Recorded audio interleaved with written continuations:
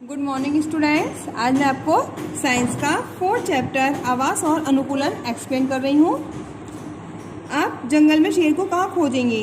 क्या आप उन्हें उन्हीं स्थान पर खोजेंगे जहाँ पर आप पक्षियों और सर्पों को खोजेंगे? सर्प में सांप नहीं, आप शेर को गुफाओं या झाड़ियों के बीच मिलने की आशा करेंगे, क्योंकि शेर गुफा में रहता है या फिर झाड़ियों में, तो हम शेर को वहीं ढूंढेंगे। आप पक्षियों को पेड़ों की टहनियों पर तथा सर्प को मिट्टी में रहते हुए पाएंगे। वास स्थान को सामान्यतः दो भागों में बांटा जाता है। स्थलीय वास स्थान मीन्स जो जमीन पर रहते हैं, और जलीय वास स्थान मीन्स जो जल में रहते हैं। जब कोई जीव जल स्रोतों में रहता है, जल स्रोत मीन्स जैसे कि कुआं, तालाब, नदियां, ठीक है, तो इसलिए जलीय वास स्थान। और जब कोई जीव स्थल पर रहता है तो उसे जलीय वास स्थान कहते हैं। सभी जीव जंतुओं को अपने जीवन को सुचारू रूप से चलाने के लिए आवश्यकताओं में से एक है आवास। आवास शब्द का अर्थ है रहना या निवास करना होता है। वह स्थान जहाँ पर कोई जीव निवास करता है वह जीव का आवास कहलाता है। किसी भी जीव का आवास उस जीव के शरीर की वृद्धि के लिए पर्यावरण अनुकूलन को भी दर्शाता है।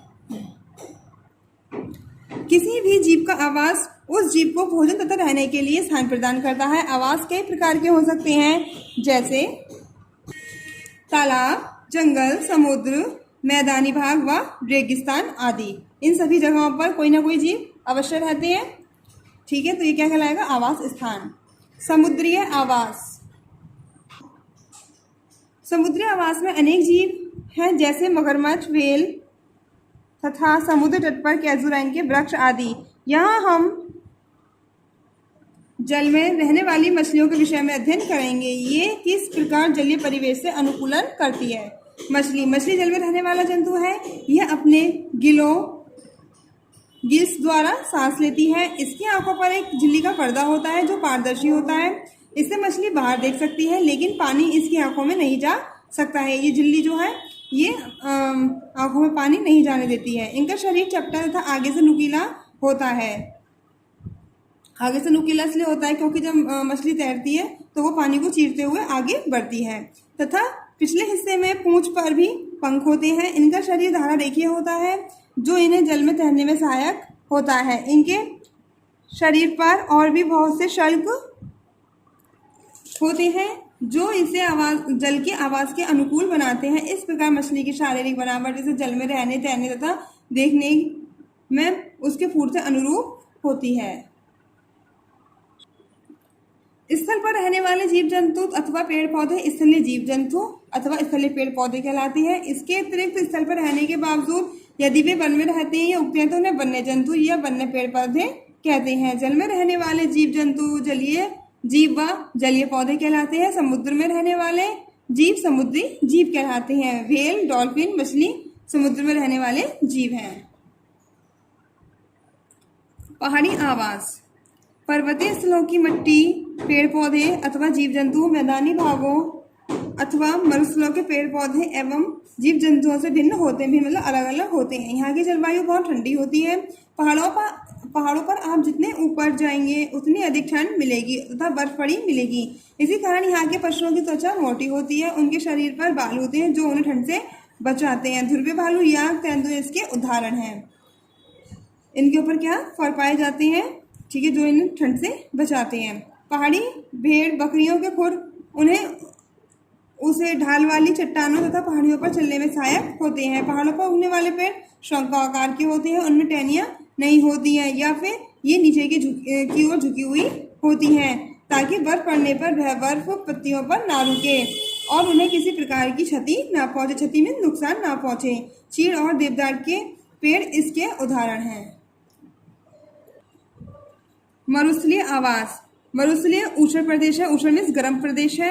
यहाँ दिन में अधिक गर्मी पड़ती है। यह पानी का भी अभाव मीन्स कमी है। पानी की कमी के कारण यहाँ पौधे कठीरे होते हैं, जैसे नागफनी का पौधा। नागफनी के पौधे के कुछ हिस्से पर एक पॉलीथीन बांध दीजिए। एक दिन बाद उस पॉलीथीन का हम निरीक्षण करते हैं तो हम देखते हैं कि उस पॉलीथीन में पानी की बहुत कम मात्रा मिलती है। यह पौधा अपने आवास में अनुकूलन करता है क्योंकि पानी के अभाव के कारण इस पौधे में पत्ती नहीं होती। यदि होती भी है तो बहुत छोटी छोटी होती हैं। इनमें पत्तियां कांटों का रूप ले लेती हैं।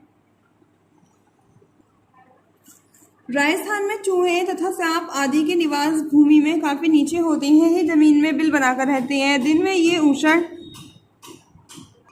के कारण पृथ्वी के नीचे अपने बिलों में रहते हैं, लेकिन रात में जब तापमान कम हो जाता है तो ये अपने बिलों से बाहर निकल आते हैं। इस प्रकार से मरुस्थल की जलवायु उष्णता तथा वहां के परिवेश से अनुकूलन करते हैं। ऊंट को रेगिस्तान का जहाज कहा जाता है, क्योंकि ऊंट रेगिस्तान के परिवेश से पूर्ति अपने आप को अनुकूल बनाए हुए है। इसकी शारीरिक बनावट अर्थात पैरों का लंबा होना शरीर को भूमि की तपिश से दूर रखता है। पैर के तलवे गद्दीदार अथवा चौड़े होने के कारण रेगिस्तान में इसके दौड़ने में सहायक हैं। मोटी खुरदरी खाल पसीने तथा पानी की कमी में सहायक है। यह बिना पानी के कई दिन तक रह सकता है। इस प्रकार ऊंट की शारीरिक संरचना उसे मरुस्थल के परिवेश में पूर्ण योग्य बनाती है। जब इसे पानी उपलब्ध होता है तो यह 10 मिनट में 100 लीटर तक पानी पी लेता है। जलीय पौधे स्थलीय तथा पहाड़ी प्रदेशों पर उगने वाले पौधों को हम स्थलीय पौधे या पहाड़ी पौधे कहते हैं। कुछ पहाड़ी पौधे जैसे देवदार, चीड़ के पेड़ इनके उदाहरण हैं।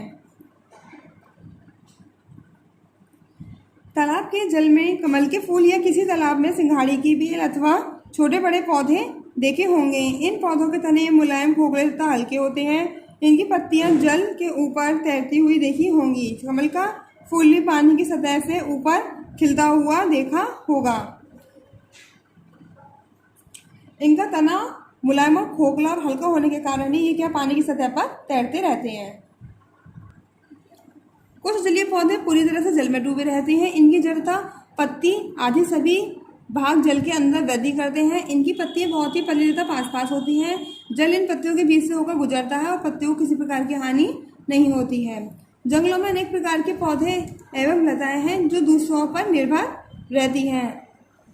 आप मक्खी, मच्छर, सर्प, बिल्ली, चिड़िया, कबूतर इनके आवास के विषय में सोचिए। बहुत सी चिड़िया वनों में पेड़ों पर घोंसला बनाकर रहती हैं और कुछ चिड़िया घरों में घोंसले बनाकर रहती हैं। घरेलू चिड़िया तथा कबूतर इसके उदाहरण हैं। बंदर अपना घर नहीं बनाता, इसका एक निश्चित स्थान नहीं है। एक ही प्रकार के आवासीय स्थान पर आप अनेक जीवों को देख सकते हैं। तालाब के किनारे आप कछुआ, मेढक, घोंगा, बतख, सारस, बगुला देख सकते हैं। तालाब के अंदर छोटी छोटी मछलियां दिखाई देती हैं तथा तालाब में अनेक प्रकार के पौधे मिलेंगे। एक ही आवासीय स्थल पर अनेक जीव एवं पौधे दिखाई देते हैं। वासस्थान के घटक। वासस्थान के 2 मुख्य घटक हैं। नंबर 1 जैविक घटक, नंबर 2 अजैविक घटक। जैविक कारकों में सभी जीवधारी आते हैं। पौधे, मनुष्य सहित प्राणी तथा सूक्ष्म जीव जैविक विकास स्थान का निर्माण करते हैं। अजैविक घटक में सभी निर्जीव वस्तुएं आती हैं। वायु, जल तथा मृदा अजैविक वासस्थान का निर्माण करते हैं। इससे मौसम संबंधित घटक जैसे सूर्य का प्रकाश, ताप, वर्षा, आंधी तथा पवन आदि भी उगते हैं। अजैविक तथा जैविक घटकों में परस्पर संबंध। एक वासस्थान में अजैविक तथा जैविक दोनों घटक होते हैं। वे एक दूसरे से ऐसी सीमा तक संबंधित होते हैं कि उन्हें एक दूसरे से अलग नहीं किया जा सकता। हरे पौधे अपना भोजन स्वयं बनाते हैं, जिनका कुछ भाग पौधे ग्रहण कर लेते हैं। वे मृदा से जल तथा खनिज, वायुमंडल से कार्बन डाइऑक्साइड तथा सूर्य के प्रकाश से ऊर्जा लेकर भोजन बनाते हैं। इसमें से कुछ पौधे द्वारा ग्रहण कर लिए जाते हैं, इसलिए वे उत्पादक कहलाते हैं। जंतु पौधों को खाते हैं, इसलिए उन्हें उपभोक्ता कहते हैं। उत्पादक और उपभोक्ता दोनों ही बनने के बाद अब घटकों द्वारा सरल अवयवों में विघटित कर दिए जाते हैं। ये पोषक तत्व पुनः अजैविक घटकों जैसे मृदा, वायु और जल में आ जाते हैं। ये पोषक तत्व पौधों की जड़ों द्वारा प्रकाश संश्लेषण के लिए अवशोषित कर लिए जाते हैं। जैविक तथा अजैविक घटकों का यह संबंध लगातार बना रहता है। एक जीव दूसरे जीव को खाता है, दूसरे जीव को कोई और जीव खा लेता है। यह सारी प्रक्रिया खाद्य श्रृंखला कहलाती है। जैसे पौधे अपना भोजन स्वयं बनाते हैं तो पौधों को शाकाहारी जंतु खा लेते हैं, जैसे कीट, बकरी। इन शाकाहारी जंतुओं को मांसाहारी जंतु खा जाते हैं और इन मांसाहारी जंतुओं को उच्च मांसाहारी खा जाते हैं, जैसे सांप, शेर। ठीक है, यह समस्त खाद्य श्रृंखला कहते हैं। जैसे कि देखिए एग्जाम्पल, घास, घास को कौन खाएगा? कीट, कीट को मेंढक, मेंढक को सांप खाएगा। जलीय पादप, जलीय पादप लार्वा, ठीक है, लार्वा जलीय पादप को खा जाएगा, लार्वा को कीट खा जाएगा, कीट को मछली खा जाएगी, मछली को शाकाहारी जंतु खा जाएंगे, शाकाहारी को मांसाहारी खा जाएंगे, मांसाहारी को उच्च मांसाहारी। इस तरह ये खाद्य श्रृंखला चलती रहती है। आई होप आपको चैप्टर अच्छे से समझ में आया होगा। अब आप इस चैप्टर को स्वयं रीड करेंगे। Thank you.